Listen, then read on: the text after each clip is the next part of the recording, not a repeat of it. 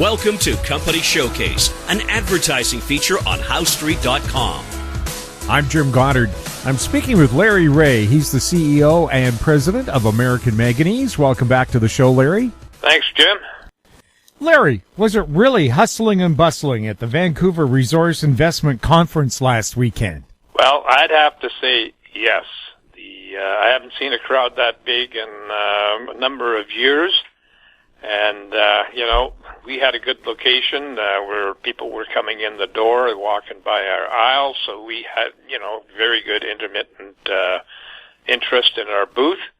And I felt that the general overall tenure of the show was very optimistic, and that goes along with my thinking that we're coming into a very strong bull market on the venture exchange.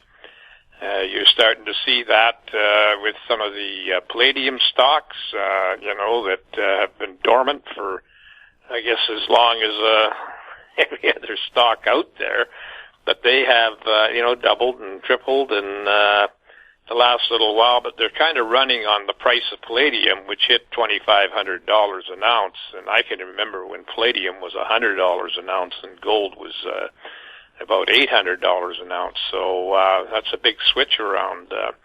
Gold is strong today, and so is silver, but palladium is down, and so are the palladium stocks. So the palladium stocks will run on the price of palladium, and I think they're probably going to see a correction in that market, but we're just hopefully seeing the beginning of a strong gold market. We've hit over 1,500, 1,600, and now I'm thinking that we're heading in the right direction again. So, yeah, the show was good. It certainly was able to buck up my spirits, and my shareholders that were at the show, they were very optimistic about everything. So, it was a great show.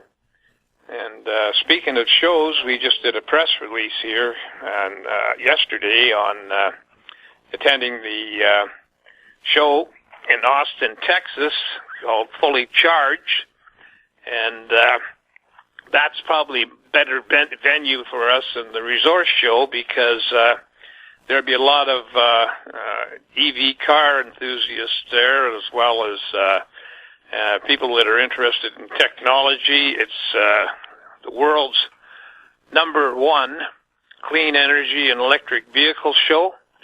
And we were invited to actually participate in a panel, and that panel is well structured. Let me just tell you who's all going to be on that panel. It's Sarko will be representing us on this, and our Chief Technical Officer will be representing us on the panel. Benchmark is one of the companies that will be there, and we, basically circular energy storage, Lithium works, and Nouveau Bondi graphite. We'll have a booth, and so I'm expecting to get a lot of interest out of that show. There's all kinds of things happening out there that are going to be do nothing but increase our visibility and also increase our product. And there's a new battery thing called Battery Passport, and it is the first of its kind, and it's going to address areas including compliance with human rights and environmental footprints and world economics. And it's organized, and they have 42 in the organization now, representing mining, chemicals, batteries, automotive, and energy industries, with an annual revenue of $1 trillion. So that's going to put the spotlight on it. They talk about the circular economy. They talk about basically value chain and data of batteries. We have an MOU, if people remember, back a couple of years ago, we signed with Circular out of the UK, And so we're ready to step up to the plate with them when it comes to accumulating batteries that have not had origins in the DRC. So that's another thing that we're really excited about. One thing that I've been noticing is that companies that are going into recycling, including us, although it's been on our agenda since the beginning, is what do we do about getting a license to recycle in an area?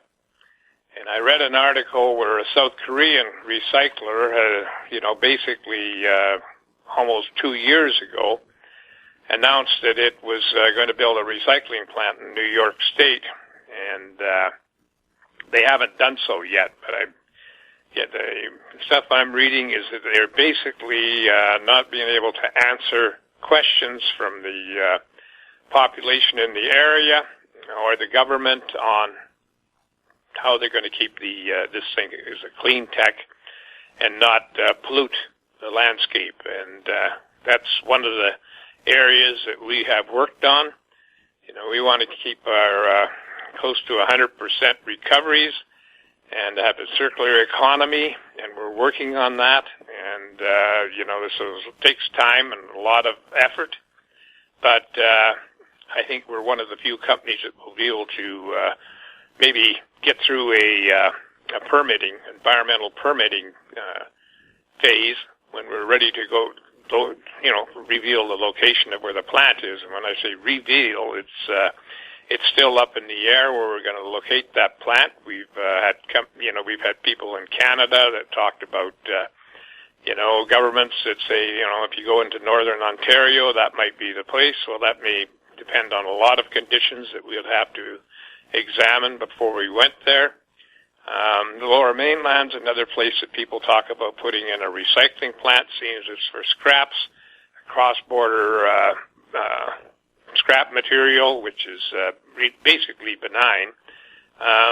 Would not be that difficult to get in here, or we could locate in a state in the U.S. where there's a lot of scrap material being developed, but we don't know. But we do know that, bar none, that any company that's going to put up a recycling plant, if anything that's over a few hundred pounds is going to come up against